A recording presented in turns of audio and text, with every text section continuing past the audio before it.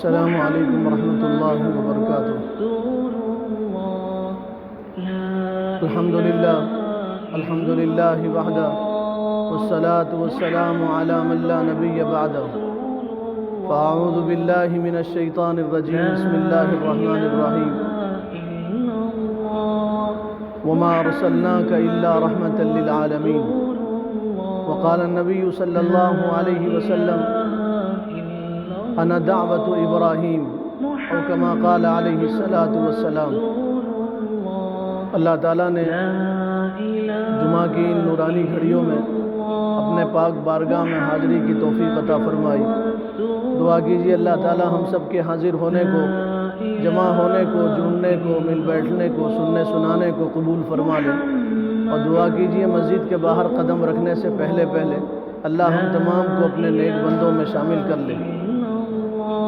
ربیع الاول کا مبارک مہینہ شروع ہو گیا۔ آج ربیع الاول کی 1 تاریخ ہے۔ ربیع الاول اسلامی سال کا تیسرا مہینہ ہے۔ اسلامی سال محرم سے شروع ہوتا ہے، دوسرا مہینہ سفر کا، اور یہ تیسرا مہینہ ہے۔ ربیع کہتے ہیں عربی میں بہار کو۔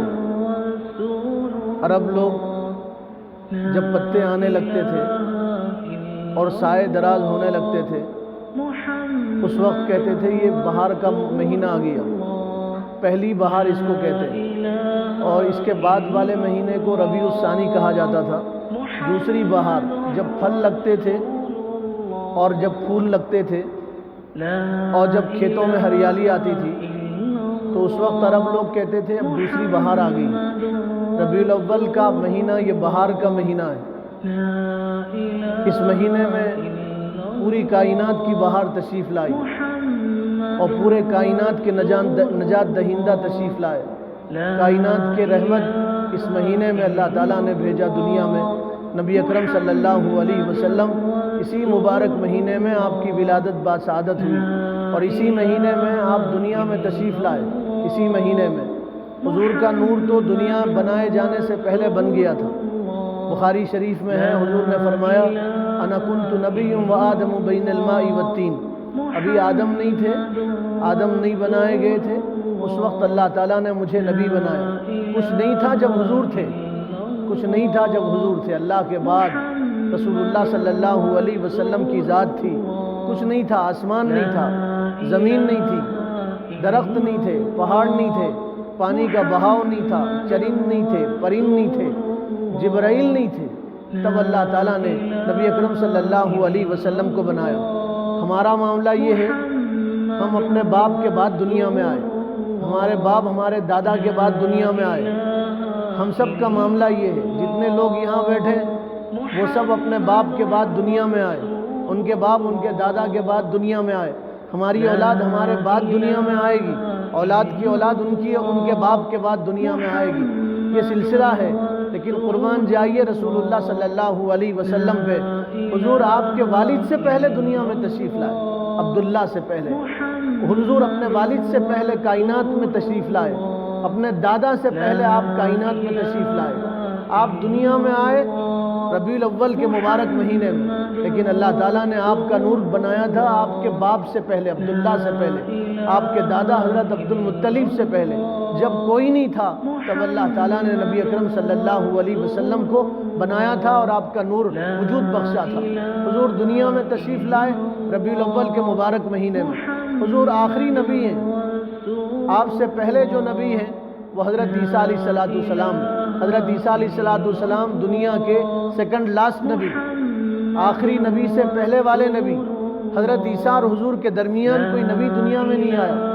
571 سال کا عرصہ گزر گیا تھا، 571 سال کا عرصہ گزر گیا تھا، نبی کوئی دنیا میں تشریف نہیں لائے تھے۔ ان 571 سالوں میں انسانیت اللہ کو بھول بیٹھی تھی، انسان جانوروں سے بدتر زندگی گزار رہے تھے، انسانوں میں انسانیت نہیں تھی، ماں باپ کا مقام نہیں تھا، ادب نہیں تھا، احترام نہیں تھا۔ بچیوں کو لوگ اپنے بچیوں کو سگا باپ اپنی بیٹی کو زمین میں زندہ درگور کر دیا کرتا تھا۔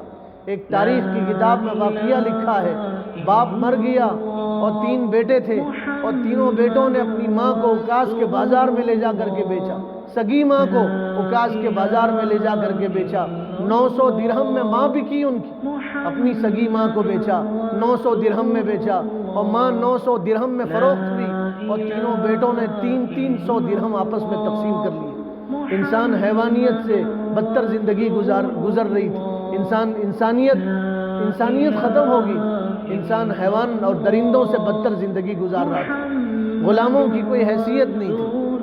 تاریخ کی کتابوں میں لکھا ہے کوئی غلام، کوئی نوکر اپنے مالک کا جوتا بغیر اس کی اجازت کے اٹھاتا تھا اور دھوپ میں سے اٹھا کے چھاؤں میں رکھتا تھا تو مالک کو اس قدر غصہ آتا تھا، مالک کوڑا نکالتا تھا اور اس کی پیٹھ پہ اتنا کوڑے برساتا تھا، اس کی پیٹھ سے خون کا فوارہ نکلنے لگتا تھا۔ ایک انسان کو مارتا تھا جوتا بغیر اجازت کے اٹھانے کی وجہ سے، اور اس سے کہتا تھا تو نے میرے جوتے کو بغیر اجازت کے ہاتھ کیوں لگایا، اور اسے اٹھا کے چھاؤں میں کیوں رکھا، میری بغیر اجازت کے ہاتھ کیوں لگایا۔ غلاموں کے ساتھ حیوانوں جیسا سلوک کیا جاتا تھا۔ ایک قافلہ، عرب کا قافلہ سفر کر رہا تھا زمانے جاہلیت میں، رات ہوئی، دھوپ اندھیرا ہوا، دسترخوان بچھا گیا، بھوک لگی تھی، کھانا کھانے لگے۔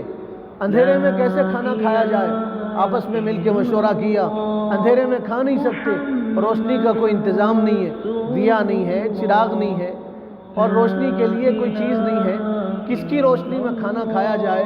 تو ایک بدبخت نے مشورہ دیا اور یوں کہا ہمارے پاس ہمارا نوکر ہے، غلام ہے، اس کے بدن پہ کپڑے اور چھجڑے اور نمدے لپٹو اور اس کے بدن پہ تیل ڈال دو، چربی ڈال دو اور پھر آگ لگا دو، وہ جلے گا، اس کی روشنی میں ہم کھانا کھائیں گے۔ اور پھر ان درندوں نے ایسے ہی کیا، ایک نوکر کو گرفتار کیا، اسے پکڑا، اس کے ہاتھ اور پیر باندھ دیے، اس کے بدن پہ کپڑے لپٹے گئے اور لپٹائے گئے اور پھر چربی ڈالی گئی اور اس کو آگ لگا دیا گیا۔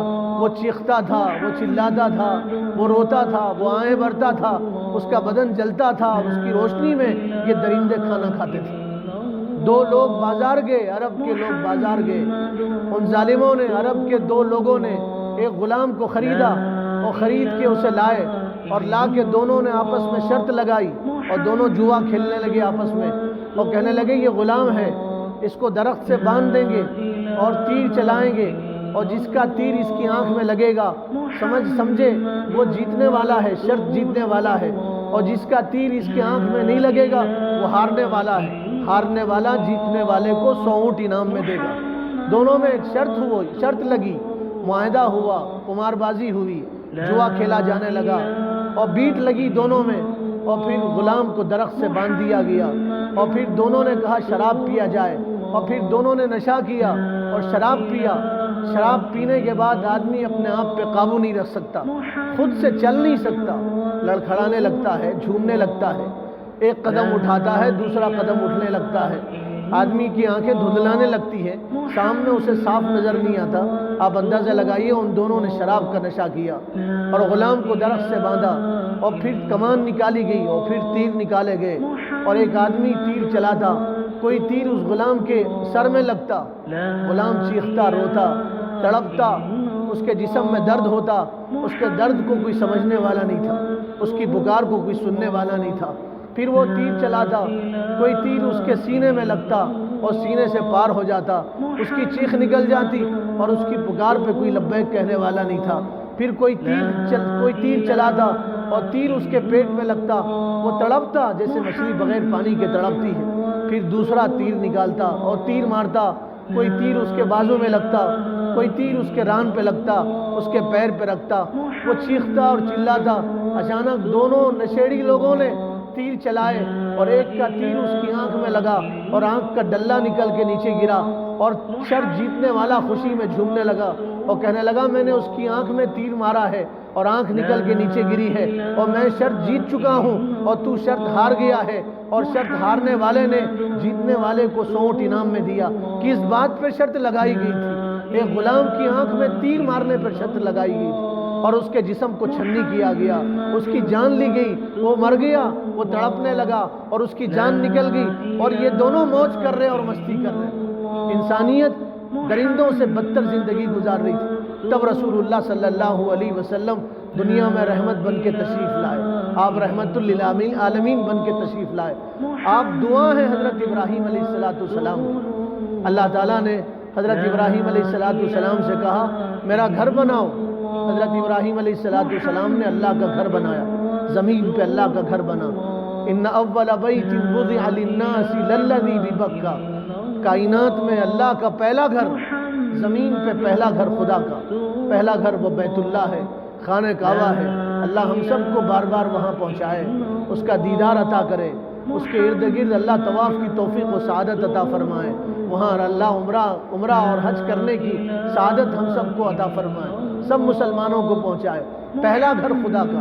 ابراہیم علیہ السلام معمار تھے، تعمیر حضرت ابراہیم کی تھی، ان کے بیٹے اسماعیل کی تعمیر تھی. جب خانہ کعبہ بن گیا اور تعمیر مکمل ہو گئی تو اللہ تعالیٰ نے فرمایا ابراہیم تم نے مزدوری کی ہے، اور کیسی مزدوری، تم نے ہمارا گھر بنایا. کیسی مزدوری، رحمت والی مزدوری، برکت والی مزدوری، کیا ایمانی، نورانی، عرفانی مزدوری تھی. کوئی مزدوری میں کسی کا گھر بناتا ہے، کوئی مزدوری میں کسی کے کپڑے سل دیتا ہے، کوئی مزدوری میں کسی کا گارا اور مٹی اٹھا دیتا ہے. حضرت ابراہیم خلیل اللہ انہوں نے اللہ کی مزدوری کی اور مزدوری میں اللہ کا گھر بنایا. اور جب خدا کا گھر مکمل ہوا اور تعمیر پوری ہوئی تو اللہ تعالیٰ نے فرمایا ابراہیم تم نے ہمارا گھر بنایا، مانگو مزدوری میں کیا مانگتے ہو، ہم دینے کے لیے تیار ہیں. دنیا کے بنانے والے اور دنیا میں مالک یوں کہتے ہیں کتنے پیسے مانگتے ہو مانگو ہم دیں گے. اللہ تو رب العالمین ہے، سارے خزانوں کا پیدا کرنے والا، جہانوں کا وجود بخشنے والا. اس اللہ نے کہا ابراہیم مانگو، تم اپنی شان کے مطابق مانگو، ہم اپنی شان کے مطابق تمہیں دیں گے. ابراہیم سے کہا گیا ابراہیم مانگو، تم نے مزدوری کی، اللہ کا گھر بنایا. دنیا کا دستور ہے مزدوری مکمل ہونے پہ اجرت دی جاتی. اللہ تعالیٰ نے حضرت ابراہیم سے کہا اجرت میں مانگو، کیا مانگنا چاہتے ہو؟ تو حضرت ابراہیم نے کہا ربنا وابعث فیہم رسولا منہم، یا اللہ میں مزدوری میں کچھ نہیں مانگتا، میں وہ مانگتا ہوں جو تیرے خزانے میں بھی ایک ہے. میں وہ مانگتا ہوں یا اللہ جو تیرے خزانے میں ایک ہے. یا اللہ مجھے کچھ مت دے، میری نسل میں محمد صلی اللہ علیہ وسلم کو پیدا فرمانا. حضرت ابراہیم کی دعا کا اثر. کیا مانگ رہے حضرت ابراہیم؟ کون؟ ابراہیم خلیل اللہ. دعا مانگ رہے ہیں. کس سے دعا مانگ رہے ہیں؟ اللہ سے دعا مانگ رہے ہیں. اور کہاں دعا مانگ رہے ہیں؟ بیت اللہ میں دعا مانگ رہے ہیں. اور آپ کی دعا پہ آمین کون کہہ رہا؟ ذبیح اللہ آمین کہہ رہے ہیں. اسماعیل ذبیح اللہ آمین کہہ رہے ہیں. اور یہ واقعہ جس میں لکھا گیا وہ کتاب اللہ ہے. مانگنے والے خلیل اللہ، آمین کہنے والے ذبیح اللہ. اور جس جگہ یہ دعا مانگی جا رہی وہ بیت اللہ. اور جس کتاب میں اس واقعے کا ذکر ہے، جس کتاب میں اس واقعے کا ذکر ہے وہ کتاب اللہ کی، کتاب اللہ، اللہ کی کتاب. حضرت ابراہیم نے دعا مانگی، تب اللہ تعالیٰ نے اپنے حبیب کو اس امت میں ربیع الاول کے مبارک مہینے میں وجود بخشا. آپ کی ولادت بعد سعادت ہوئی، آپ دنیا میں ربیع الاول کے مبارک مہینے میں تشریف لائے. آپ کی آمد سے کئی سال پہلے آپ کی آنے کی برکتیں شروع ہو گئی تھی. جیسے صبح ہونے سے پہلے ہلکی ہلکی روشنی آتی، وہ روشنی پتا دیتی ہے صبح ہونے والی ہے، سورج نکلنے والا ہے. بارش ہونے سے پہلے ٹھنڈی ٹھنڈی ہوائیں چلتی ہیں. ہمارا تجربہ ہے، ہم دیکھتے ہیں، آئے دن نظارہ کرتے ہیں. بارش کے موسم میں بارش آنے سے پہلے ٹھنڈی ہوائیں چلتی ہیں. یہ اس بات کا پتہ دیتی ہے، اطلاع دیتی ہے اور خبر دیتی ہے کہ دیکھو بارش ہونے والی ہے. حضور کے آنے سے پہلے دنیا میں اطلاع دی گئی تھی. کچھ ایسے واقعات ہوئے تھے، پتہ چلا تھا کہ اب رحمت للعالمین آنے والے، اب شفیع المذنبین دنیا میں تشریف لانے والے، اب وجہ وجود کائنات آنے والے، جن کے طفیل دنیا بنی اب وہ دنیا میں آنے والے. کیا واقعات ہوئے تھے جب رسول اللہ دنیا میں نہیں آئے. آپ کی آمد کی اطلاع اللہ تعالیٰ نے واقعات کے ذریعے انسانوں کو دی. کیا واقعے ہوئے تھے؟ ایک دو واقعہ سنا کے میں اپنی بات ختم کر لوں.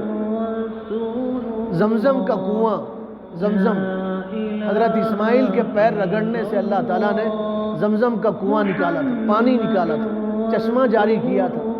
عجیب پانی ہے زمزم کا، عجیب پانی ہے. دنیا میں کوئی ایسا پانی نہیں ہے. زمزم کا پانی جنت کے پانی سے افضل ہے. علماء نے لکھا ہے زمزم کا پانی جنت کے پانی سے افضل ہے. اس لیے اس کی دلیل یہ ہے، پروف یہ ہے، جب رسول اللہ کا سینہ مبارک دھویا گیا تھا تو زمزم کے پانی سے دھویا گیا تھا. اگر زمزم کا پانی افضل نہ ہوتا تو زمزم کے علاوہ جو پانی افضل ہوتا اس سے رسول اللہ کا مبارک سینہ دھویا جاتا تھا۔ زمزم کے پانی سے حضور کا سینہ دھویا گیا تھا، بتانے کے لیے زمزم کا پانی دنیا کا اور جہاں کا سب سے افضل پانی، جنت کے پانی سے افضل پانی وہ زمزم کا پانی ہے۔ زمزم عجیب نعمت ہے، زمزم عجیب نعمت۔ ایک قطرہ زمزم کا دوسرے پانی میں ملا دو، وہ دوسرا پانی بھی زمزم بن جاتا ہے۔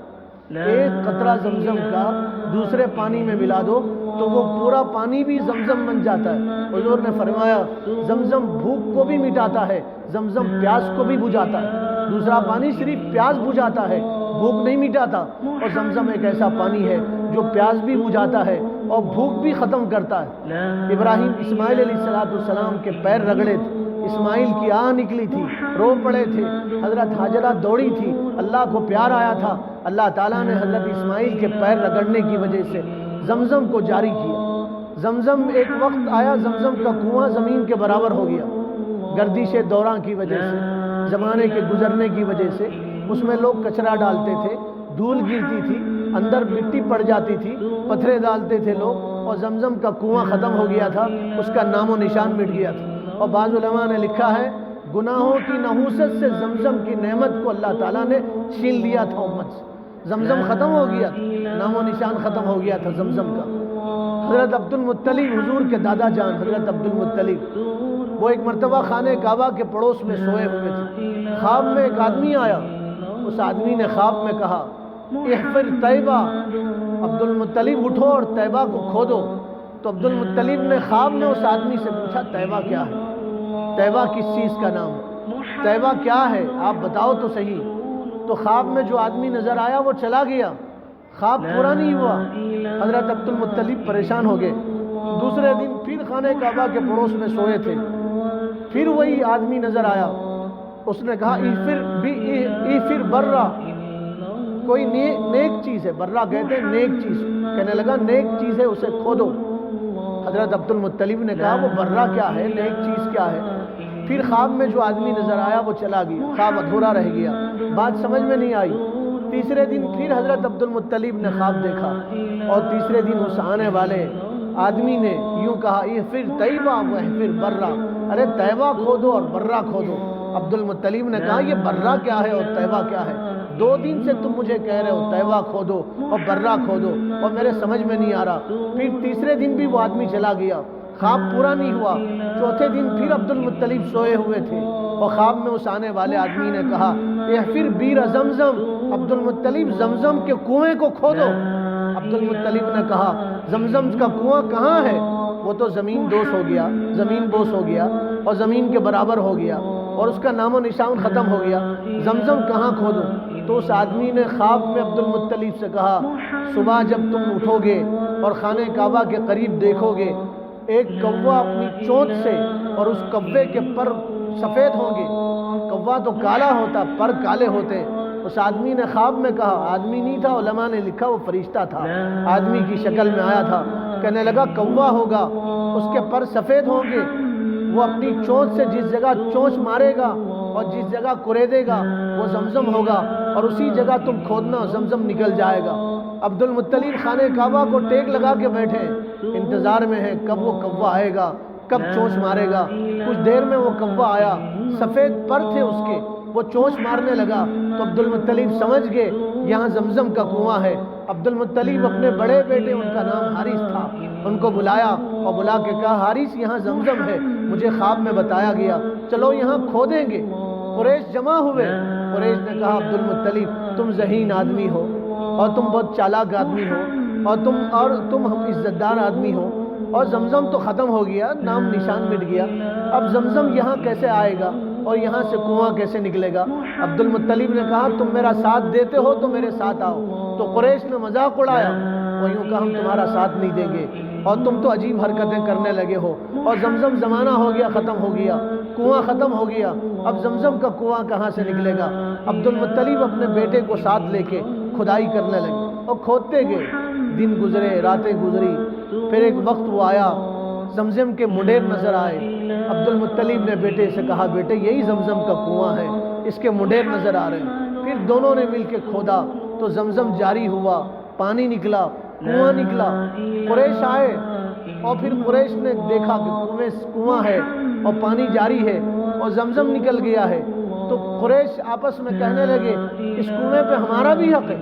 عبد المطلب نے کہا تمہارا کوئی حق نہیں ہے، جب ہم کنواں کھودتے تھے تم مذاق اڑاتے تھے، ہنستے تھے، بھپتیاں کستے تھے، اب تمہارا کوئی اس میں حصہ نہیں اور کوئی تمہاری حصے داری نہیں ہے۔ عبد المطلب خانہ کعبہ میں گئے اپنے بیٹوں کو لے کے، 10 بیٹے تھے عبد المطلب، اور عبد المطلب نے قسم کھایا تھا کنواں اگر نکلے گا زمزم کا تو میں اپنے ایک بیٹے کو اللہ کے نام پہ، ایک بیٹے کو زمزم کے نام پہ قربان کر دوں گا اور ذبح کر دوں گا۔ اور اپنے 10 بیٹوں سے کہا بیٹو کنواں جاری ہوا، نکلا کنواں، پانی نکلا، زمزم باہر آ گیا ہے، اب ایک بیٹے کو اللہ کے نام پہ قربان کرنا ہے اور میں نے قسم کھایا ہے۔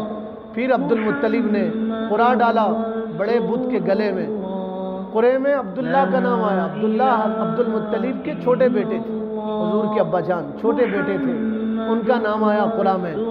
عبد المطلب خوش ہو گئے، چلو عبداللہ کو ذبح کر دیں گے، اور عبداللہ کو لے جانے لگے تو پورا مکہ اور مکہ کے لوگ جمع ہوئے، صنادید مکہ جمع ہوئے، مکہ کے قریش لوگ رؤسا جمع ہوئے، کہنے لگے عبداللہ کو ذبح کرو گے، عبداللہ بہت خوبصورت ہے اور عبداللہ کو دیکھ کے لوگ محبت کرتے ہیں، پورے عرب میں ایسا خوبصورت نہیں ہے جیسے عبداللہ خوبصورت ہے، عبداللہ تو سب کے چہیتے ہیں، تم عبداللہ کو ذبح کرو گے، عبداللہ کی عادتیں سب کو بھا جاتی ہیں، تم عبداللہ کو ذبح کرو گے، سب لوگ آڑے آ گئے اور کہنے لگے عبداللہ ذبح نہیں ہوں گے۔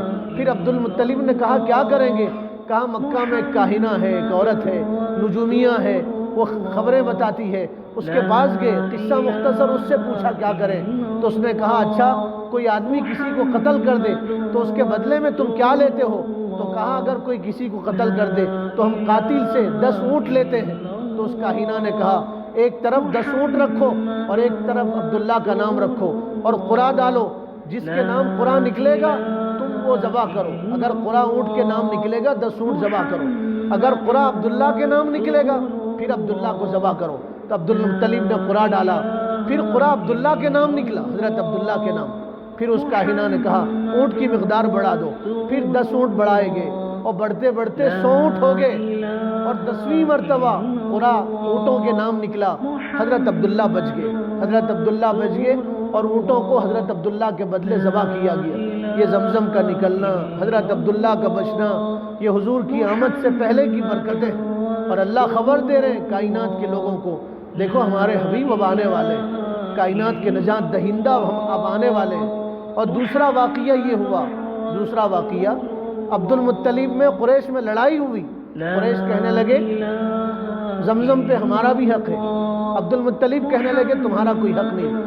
بہت دن تک لڑائی ہوتی رہی اور بات پھر یہ ہوئی، بات یہ طے ہوئی، ملک شام میں ایک آدمی رہتا ہے، ایک راہب رہتا ہے، اس سے جا کے مشورہ کریں گے اور اس سے پوچھیں گے اور وہ جو فیصلہ کرے گا اسے مانیں گے۔ اور پھر قافلہ طے ہوا، تیار ہوا اور یہ لوگ ملک شام جانے لگے۔ سفر لمبا تھا، ریگستان کا سفر تھا، صحرا کا سفر تھا، وہاں صحرا میں پانی نہیں ہوتا تھا، آج بھی صحرا جہاں ہے آپ دیکھو پانی نہیں ہوتا، لوگ پانی کے لیے ترستے ہیں، بوند بوند کے لیے تڑپتے ہیں۔ اور یہ قافلہ چلا ملک شام، صحرا آ گیا، ریگستان آ گیا، جنگل ہی جنگل، ان کے پاس جو پانی تھا ختم ہو گیا۔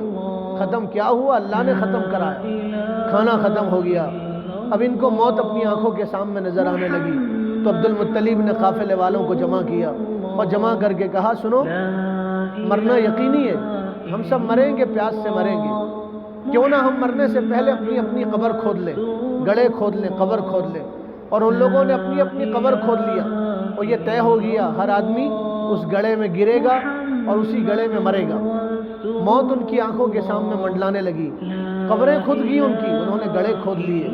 پھر عبد المطلب کے ذہن میں بات آئی، یہاں گڑھوں کے پاس اپنی موت کا انتظار کرنے کے بجائے بہتر تو یہ ہے ہم کچھ فاصلہ طے کریں اور منزل کی طرف چلیں۔